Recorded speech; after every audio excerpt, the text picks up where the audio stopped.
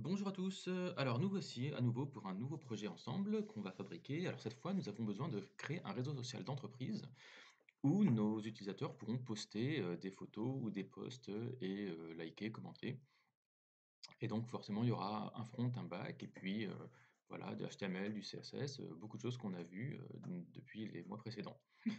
Alors, heu, vous pouvez commencer par où vous voulez, vous pouvez commencer par la base de données, par le front, par le back, c'est vraiment vous qui voyez comment vous allez faire. Personnellement, je vais commencer par le front. J'aime bien avoir, une, visualisation, une vue d'ensemble, du site web. Heu, voilà, je trouve que personnellement ça m'aide. On va regarder ça. Alors, il y a plusieurs frameworks JavaScript que vous pouvez utiliser. Les plus connus sont React, qui a été développé par Facebook, Angular, qui a été développé par Google, et Vue.js, qui a été développé par un Américain d'origine chinoise qui s'appelle Evan You. Et nous, on va utiliser celui-là puisque c'est celui dont vous avez l'habitude. Donc ça, c'est pour ce qui est des frameworks JS. Et ensuite, maintenant, ce que je voudrais faire dans cette vidéo, ce serait de sélectionner aussi un framework CSS. Alors, jusqu'ici, vous avez utilisé du CSS soit en tapant du CSS vous-même, soit en utilisant un précompiler comme SAS.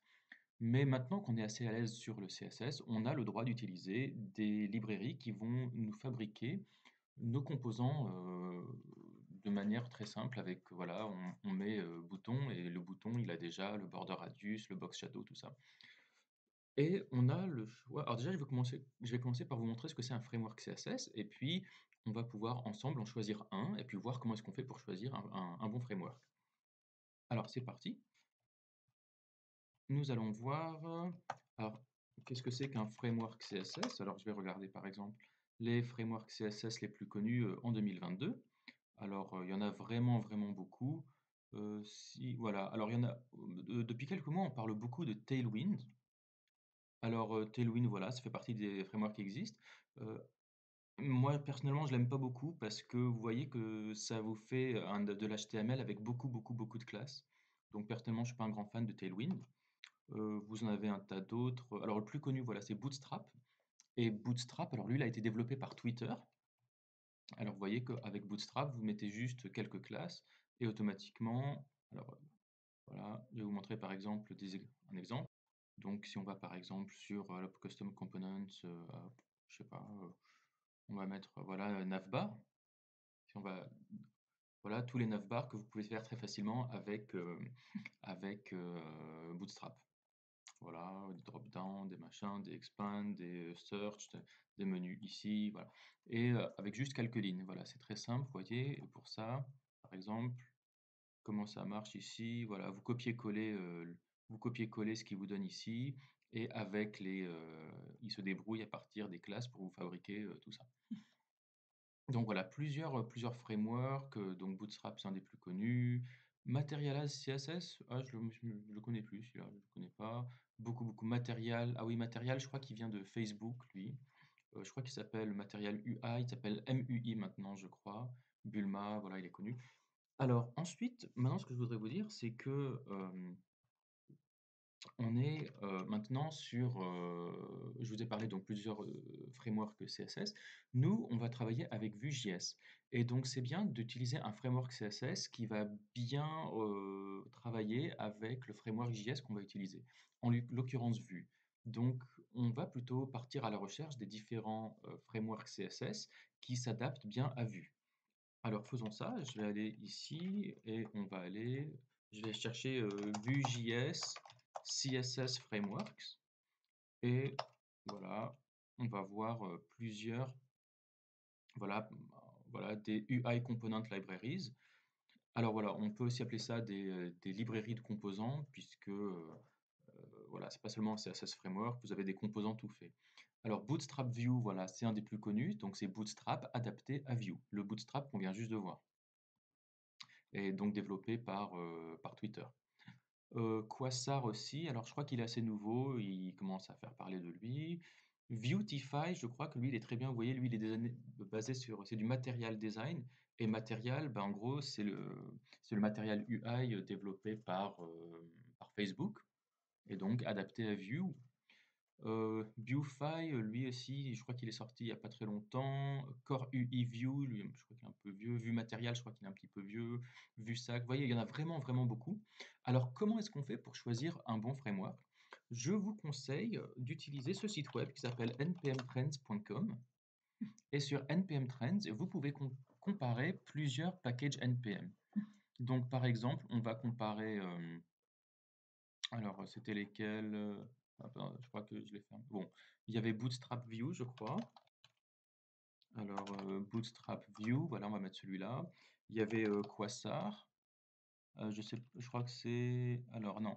Patch State Functions, c'est pas ça. Voilà, je pense que c'est plutôt Quasar Framework. Euh, je crois. Non. Ouais, c'est peut-être celui-là. Je crois qu'il y avait alors Viewtify. Voilà, je crois qu'il y avait alors en fait, je l'ai déjà ouvert à côté ici. Voilà, il y avait alors il y avait View, il y avait Bootstrap View, alors celui-là je l'ai déjà mis et voilà, il y avait Viewfy, iView. Alors vous voyez, je vais tous les mettre un par un. Enfin bon, blablabla, je vais tous les rajouter un par un. À la fin, on aboutit, voilà, à, voilà, j'ai mis les UI, libraries les plus connus ici. Donc, il y a View, euh, donc voilà, lui c'est Core UI slash View, Bootstrap View, Viewfy, iView, Quasar, View Tailwind, Viewtify. Voilà, j'ai mis tout cela. Et alors vous voyez tout de suite que donc avec npm Trends, vous pouvez voir quel a été les téléchargements de chacun de ces paquets sur l'année précédente. Alors, vous pouvez aussi regarder sur les 3 mois précédents par exemple. Vous voyez qu'il y a eu un petit creux pendant les vacances de Noël, c'est normal. Mais bon, voilà, je vais mettre sur un an. Et vous voyez, sur un an déjà, il y a deux librairies qui se séparent du lot. On voit qu'il y a Viewtify et Bootstrap View voilà, qui se démarquent singulièrement du lot. Les autres sont vraiment pas très connus. Moi, je vous conseillerais d'aller sur une librairie qui est plutôt bien connue, bien téléchargée, avec beaucoup de téléchargements. Parce que beaucoup de téléchargements, ça veut dire qu'il y a beaucoup de gens qui travaillent dessus. Autrement dit, il y a une plus grande communauté, donc il y a plus de gens qui posent des questions et il y a plus de gens qui répondent à des questions. Donc si vous avez un problème, vous aurez beaucoup plus de facilité à trouver une réponse sur Internet quand vous avez une grosse communauté. Voilà. Donc nous, on partira soit sur Viewtify, soit sur Bootstrap View. Alors, on peut regarder en dessous aussi, vous voyez, donc si vous regardez donc toutes ces différentes librairies là, vous pouvez aussi les voir rangées par nombre d'étoiles. Et alors, quand les gens ils aiment bien le projet sur GitHub, ils mettent une étoile, hein. Donc, par exemple, imaginez que je vais aller sur Core UI View, je vais aller sur le lien GitHub, et que moi je trouve que voilà le projet vaut quelque chose, je vais cliquer sur l'étoile ici là. Et quand je clique, ça passe de 438 à 439 étoiles. Vous voyez que donc là, voilà, ah bah, 426, voilà. Bon, peut-être que si je réactualise, il y aura quelques étoiles de plus. On voit que ça a été updaté il y a 22 jours, donc c'est bien, ça veut dire que c'est un projet qui est vivant et que ça a été créé il y a 4 ans. Voilà, ça c'est bien. Alors que je vois qu'il y a des projets qui ont peut-être été updatés il y a un peu plus longtemps. Vous voyez que voilà, regardez, iView, il a été updaté pour la dernière fois il y a 5 ans. Donc autant, voilà, ça on n'y touche pas. Euh, un projet qui a été modifié pour la dernière fois il y a 5 ans, autant vous dire que voilà, il ne faut pas y mettre les pieds. À moins que vous sachiez vraiment ce que vous faites. Donc moi je partirais plutôt voilà sur un de ceux qui sont. Alors moi j'avais dit que voilà Bootstrap View qui est pas mal. Ah il a été updaté il y a un petit peu longtemps quand même, hein, il y a un an. Et l'autre c'était Viewtify, voilà, il a été updaté il y a 3 semaines. Donc voilà, pour moi ça va. Donc lequel on prend? Bootstrap View ou bien Viewtify? On va regarder alors le site web officiel de Bootstrap View et le site web officiel de Viewtify. Alors, je vous donne la réponse tout de suite. Moi, en fait, au début, j'étais bien motivé de commencer sur Viewtify. Voilà, Viewtify. Moi, j'avais bien envie de travailler là-dessus, surtout qu'il avait l'air sympa à utiliser. J'avais fait quelques recherches dessus, j'avais vu qu'il ouais, il était plutôt beau. Le seul petit souci que j'ai vu dessus, quand j'ai voulu démarrer, c'est ce machin rouge là, qui dit attention, la version de Viewtify actuelle ne supporte pas Vue 3, et pour l'instant, elle ne supporte que Vue 2.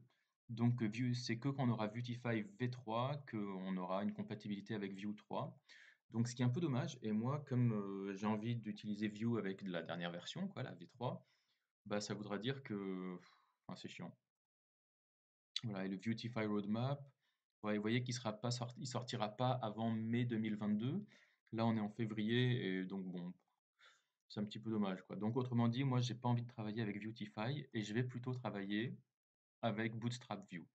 Alors du coup, voilà, pour résumer, pourquoi est-ce qu'on prend Bootstrap View? Bah, parce que voilà, il a l'air d'être très connu, voilà, c'est du Bootstrap pour View, Bootstrap, derrière c'est Twitter et puis voilà, il y a beaucoup d'étoiles sur le projet. On voit qu'il a été mis à jour, il y a pas longtemps. Il y a, beaucoup de téléchargements, hebdomadaires dessus et donc nous, voilà, on va faire le front avec du Bootstrap View. Alors comment est-ce qu'on fera? D'abord, on va fabriquer le projet View et puis après, on installera cette librairie qui nous permettra de créer des composants plus rapidement. Allez, maintenant je vous dis à tout de suite.